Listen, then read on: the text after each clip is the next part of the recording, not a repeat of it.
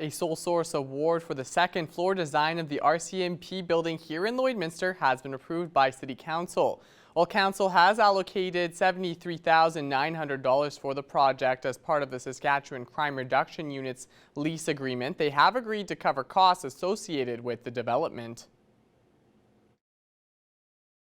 A lot of things we see here are completely taxpayer funded. Those are the decisions that Council is making, is that these are completely taxpayer funded initiatives. In this case, with the Saskatchewan team coming in, we're being reimbursed for the costs of that. So it's not directly coming out of the taxpayer's pocket, and just good for the whole community, because now we're going to have that particular form of policing in our community servicing Northwest Saskatchewan. So, but not completely funded by the taxpayer in Lloydminster, which is good. For Council, awarding the sole source contract to Stevens Kozak AC architects and planners makes sense. It's always important that the city is fair and open and following the new West Trade Partnership and our own procurement policies. So when we use sole source, it has to be under the right circumstances. And I believe that just based on the fact that most of the architectural design was already had been done by this firm, that there's a lot of time saving, including cost savings, where they're taking a percentage of their fee off because they're already so familiar with the design. For Council, they believe the Saskatchewan Crime Reduction Unit in the city will help further increase safety within the community. This will bring 16 additional RCMP officers, similar to what we see with ALERT, the Alberta Legal Enforcement Response Team that's in place in the city now, working on the Saskatchewan side, and they will be working jointly with Alberta's ALERT team to ensure that crime reduction is a forefront in the Lloydminster area, and that's the greater area that surrounds on both sides of the city. And now it's time for us to check in for the first time with Shelby Clark, who has a first look at your evening weather forecast.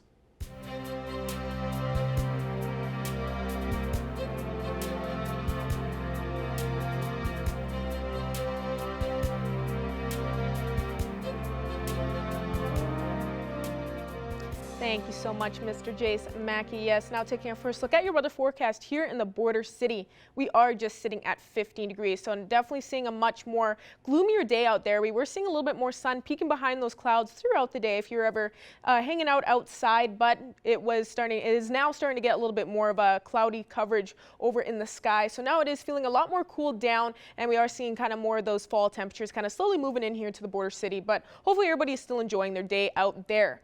And now switching over to our school day forecast for tomorrow for the kidlets out there. They're going to be starting off a lot cooler at that single digit there once again in the morning at 7, going to those double digits throughout the day with 10 and 12 degrees, and by the time the school day is out it will be around 15, so looking a little bit warmer by the time the school day is out, and they'll be able to head outside. And switching out to temperatures across the region for Alberta and Saskatchewan. On the Alberta side, we have cooled down quite a bit. Most spots seeing between 15 to 17 degrees over on this end. St. Paul is seeing the coolest, as well as over in Cold Lake with that 13 mark. And switching over to our Saskatchewan side, they are looking slightly cooled down as well, but most spots are just sitting around 15 and 16 over on this end. So some spots aren't seeing as cool as what we are looking at on our Alberta side. And for North Battleford, overnight they will be going down to low 4s. So we are seeing the coolest yet for our evening low temperatures now as summer is slightly wrapping up here. So North Battleford will be seeing a pretty cool evening, and tomorrow they will slightly warm up to that 17 mark with a mixture of some sun and cloud. Cold Lake will be going down to low 5, so seeing that single digit as well. Then seeing 16 tomorrow, seeing a little bit more sun peeking behind those clouds throughout the day tomorrow. So Cold Lake will be seeing a little bit more sun than what they are currently looking at right now. And for us here in the border city, get ready for a cooler night tonight. We will be looking at that low of 5 for our evening low temperature. Be seeing a couple clouds in sight, so a little bit more calm conditions compared. Then tomorrow we will be expecting that 16 for our Friday and seeing a little bit more sun peeking behind those clouds to kind of start off our weekend. And ending off, we're taking a look at a couple weather photo submissions. Thank you to everyone that submitted some nice, gorgeous shots from their long weekend. The last long weekend of the summer, everyone wanted to show off what they've been doing. This is a nice fishing one here from Kendra, and this last one here is from Jennifer, looking like that, boating out there on the lake. So I'm glad everyone had a great summer, and that's all I have for now. We'll have more coming up after the break.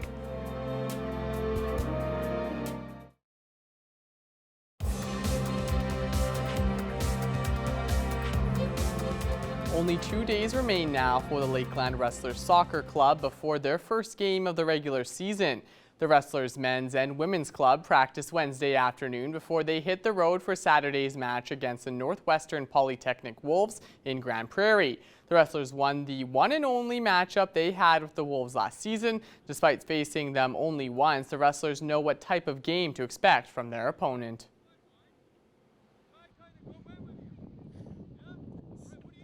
They're definitely a physical team, and I think we've been preparing for that. We've been working on drills and stuff that are going to give us an advantage, I think. This team is gelling quite well, so I'm not really worried.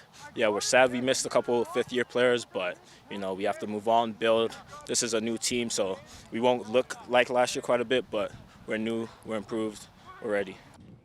The women's club will play at noon on Saturday, followed by the men playing at 2 o'clock. You can watch the game live on ACAC TV. Well, we're now into the month of September, and that means a new season of NFL football. Our Adil Ahmed sat down with Thomas Wildman for more details on the upcoming season. Well, we're now fast approaching week 1 of the NFL season, and I'm pleased to be joined alongside a man who is very well known for his crop reports here on the news station here, but he knows his football as well, Mr. Thomas Wildman. Thanks for coming in and chatting some NFL football with me. Well, Adel, you know, football and crops are one and the same, especially here in the border city. Lots of Rough Rider fans here. Not only do they know about crops, most Rough Rider fans, they also know a lot about football. But today we're talking about the NFL and not the CFL, so thank you for having me as well. Exactly. No, glad to have you on the cast here. So first thing we're going to talk about just here is, you know, the first matchup of the season here. It's going to be week 1. The Bills and the Rams are going to be facing off here Thursday night, with the Rams being the defending Super Bowl champs. Just both teams are kind of looking a little bit different this year. There's some new additions on the Bills and then some additions on the LA Rams as well. Just what is your thoughts so far on both teams and how they're looking into this first game here of week 1? Well, for sure, the Bills are a team that a lot of people are going to be really happy with so far. Lots of websites and networks have been predicting them as the Super Bowl favorites right now. There's a lot of good reasons for that. We're coming into the 4th year now of Josh Allen's career, an absolutely stellar player. He can run the ball, and he can definitely throw the ball. He's probably, for sure, in the top 5 of QBs right now. He's also got an elite wide receiver option at Stefan Diggs. Just an absolutely amazing player. Started out in Minnesota. Bills got really well with him. And then they also got, from that Rams championship team, who's now going to be facing off against his old team now, Von Miller, second ring he got with the Rams. He's also well known for his defensive expertise when he won a ring with the Denver Broncos. And so really great team there with a lot of great players, and Bills Mafia has gotten a lot of steam recently. Then you look at the Rams. I've mentioned that they lost Von Miller, but that doesn't mean that their defense is any worse. Aaron Donald might be one of the best defensive players to ever have played the game, let alone, on top of that, one of the best cornerbacks around, Jalen Ramsey. And then their offense is still really great. You got Matt Stafford, who is an excellent quarterback. He was stuck with a not great Lions team for a long time. And of course, an MVP candidate wide receiver. I think he should have gotten a few votes last year for the MVP, Cooper Kupp. Just an insanely good player. And so these are two teams that are definitely looking good, and especially the Rams in a weaker NFC, in my opinion. But the Bills will definitely be strong in a very tight AFC race. All right, quickly, just give me your prediction on this game. Who do you think is going to take the W here tonight, and what do you think the score will be? You know, you've got two teams with good defenses, but two teams with very high-flying offenses. I'm going to go with a 30-27 victory for the Buffalo Bills tonight. It's a bit of an odd score choice, but I'm not really a great score predictor. But Bills are, I believe, a 2.5 favorite right now for the game. Interesting. Okay, Thomas Wildman rooting with the Bills Mafia there. Now I want to go over to another couple of teams here in the NFL, the Kansas City Chiefs and the Cincinnati Bengals. You know, both teams as well. They're a number of teams that have seen a lot of shakeups on their roster. You know, the Chiefs losing Tyreek Hill in a trade there to Miami. And then obviously with the Bengals as well, just kind of, you know, seeing a little bit of a different team. Their O-line is still not the best, but obviously with a team that had made it to the Super Bowl last season, just both teams, just what are you kind of expecting from them into this year here? Well, the Bengals have always had decent talent throughout their lineup with Joe Mixon, who's been an underrated running back. He had a really great season last year. But then, of course, the two young players that have been making a big change. Of course, you've got Jamar Chase and Joe. Oh boy, I'm gonna curse myself here. Joe Burrow. Joe Burrow, yes, I had Mixon in my head there. Joe Burrow, two outstanding players. Joe Burrow now in his third season, and Jamar Chase now in his second season. You're going to hope that both of those players continue to be as good as they were as their young years. However, they could maybe slump a little bit, or they could continue to get better. And that Bengals team will definitely be a force. Of course, though, they're in a very tough division in the AFC North alongside the Baltimore Ravens. Certainly, it's going to be a very exciting year this year. Just a lot of moves happening this off season, so it's no telling what's going to happen this year, who's going to take who's going to make it to the top. Obviously, you mentioned the Bills being the favorites just from websites and whatnot, but again, it's anybody's game. It's a new season of NFL football, and it's going to be an exciting year. Obviously, I'm certainly looking forward to it. But Thomas, I think that's all the time that we have for this interview. I just want to say thanks again for coming in and taking time out of your day to talk about some NFL football. I appreciate it. Yeah, well, thanks, Adel. We'll hope that our Eagles can definitely take down those pesky Cowboys. Yeah, certainly. Well, that's a wrap for our NFL panel. Thank you so much for tuning in.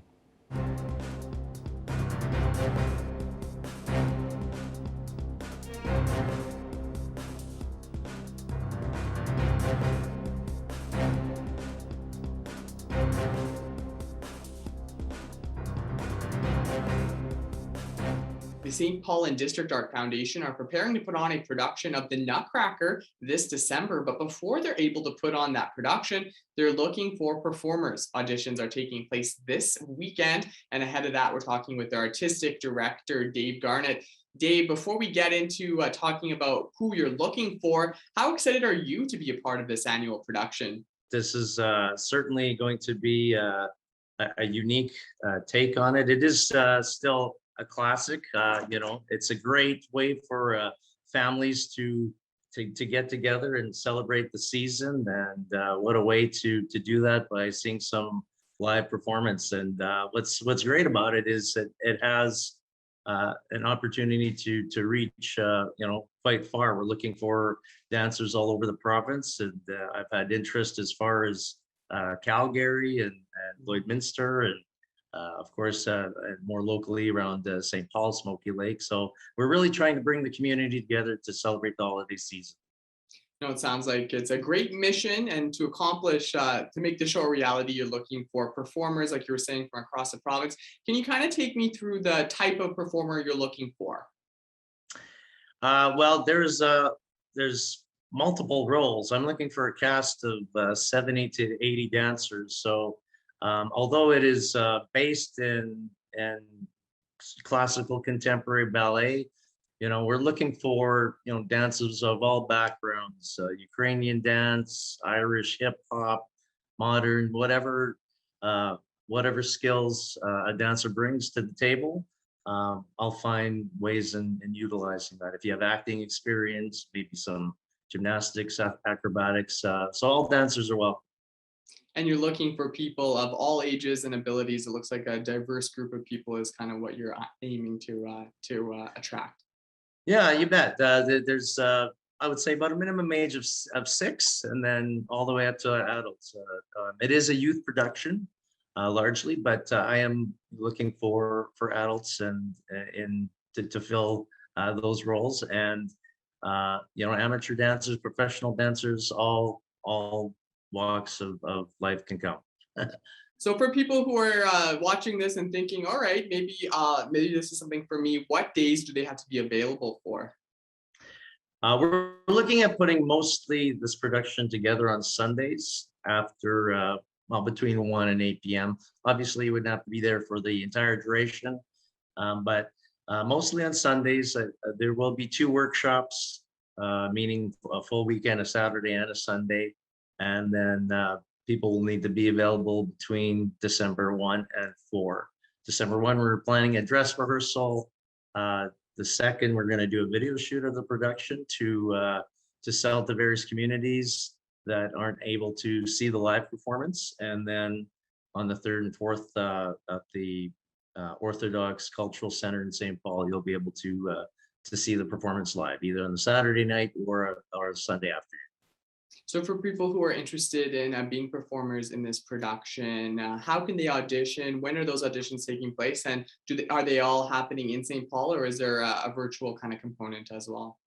Yeah, absolutely. So the live or in-person interview or audition will happen this Sunday, September 11th. There's varying age groups. It starts at noon for those 6 to 8, 12:30, 9 to 11, 1 o'clock, and so on. For the various age groups, and older dancers are welcome as well. But if you couldn't make this Sunday, because obviously people are driving from far distances, you can send in a audition video about 2-3 minutes in length, showcasing your skills. You can do it, perform a solo or combinations, or even some bar work, center work, corner work, kind of displaying the various abilities. Try to throw in some flexibility, spins, jumps, that kind of thing. And where can people send those auditions to? Well, you can send them to my email address, dibgaines@tellusplanet.net, or the St. Paul Arts Foundation email address. All right, Dave, is there anything else before we go that you think is important to get out there when it comes to this production? It's a great way to bring out families, and all ages are welcome to see it. We are looking at doing a 2-hour production with 2 acts, showcasing the talent across Alberta. I think what's also kind of unique about the performance as well is in the Land of Sweets in Act 2 and all the advertisements, we're expanding it to include a larger cultural component. So we're looking at trying to attract various ethnic cultural groups to be a part of that, whether it's African or First Nations or Ukrainian, Irish, Chinese. We're kind of looking at expanding that section of the performance to include just various diversity across the province. Thanks for talking with me today, and I'm sure once we get closer to into December, we might talk a little bit again ahead of the actual performance. But thanks again, and I wish you guys the best of luck. Thank you so much. Furniture set and design supplied by Furniture Gallery and Furniture House, downtown Lloydminster. Joining us today for Primetime Local News is Canadian pop singer-songwriter Tamara Grace. Thank you so much for taking the time to speak with us today, Tamara. Hey, Shelby, thank you for having me. Of course, no problem. We have, of course, spoken in the past with some of your other previous releases and all that. So it's really good to be able to speak with you again on some of your success that you have been going through lately. Now, we were speaking on this, your release of Autumn Tears. Now, this already has so many streams. It has around 150,000 streams right now. So let's kind of get a little bit into that, once more, and just kind of speak about Autumn Tears and tell us what that release was all about. Yeah, so Autumn Tears basically was a song that I wrote that was super personal to me. It was one of the most personal songs that I've ever written. And basically it talks about how I was in a toxic relationship and things were going up and down. It was a constant wave. And this song basically was a reminder of basically kind of like I saw my ex for the first time in years, and those memories came back like a struck of lightning. And that's how I wrote the song. And yeah, it was a very successful song. I'm so happy that people resonated with that. And with releasing that and kind of, showing your vulnerability through this release, of course, how you're saying it was through a toxic relationship, how good does it feel to see that you have such a success with it and you're seeing that so many people just kind of, relate to this release? With complete honesty, I was a little nervous at first because usually with my songs, I kind of add a little bit of personality kind of. And this was the first time that a whole song was absolutely personal. And so I was worried at first because, you're showing a very vulnerable side of yourself, but people really loved it. And a lot of people have told me that they went through a breakup and that song really helped them. So yeah, I'm super glad. And I know you have your newest song that was released July 29th, Auburn. Can you kind of tell us about that release as well and what that song is all has involved in it?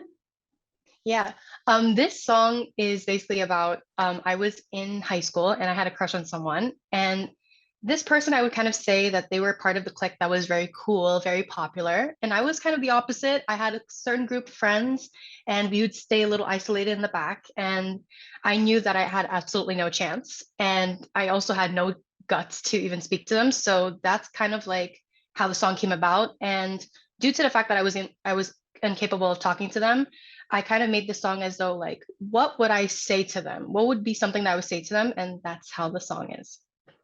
And how has that support been so far from, fans and listeners with this newest release, kind of compared to Autumn Tears?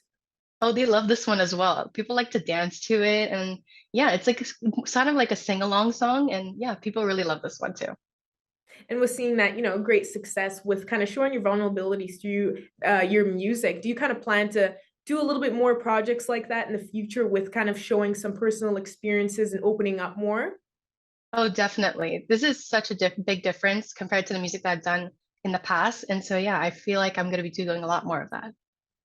And do you have some more works that are coming up that you want to let us know about, some teasers or any new projects that people can expect? Hopefully, I have an EP that I'll be putting out next year. So stay tuned for that. And yeah. Perfect. Is there anything else you want to add on more that you're kind of up to right now, Tamara, to let us know about and I may have missed out on? Yeah, well, I have a lot of music that just came out recently. We have Autumn Tears, we have Bad Girl that came out last year. And yeah, so those songs are out on all platforms at Tamara Grace Music. Awesome. Well, once again, it was so great speaking with you again, and thank you so much for joining us today. Thank you so much. And that's all the time we have for our first hour of primetime local news. If you missed anything, stick around. Our second hour continues next.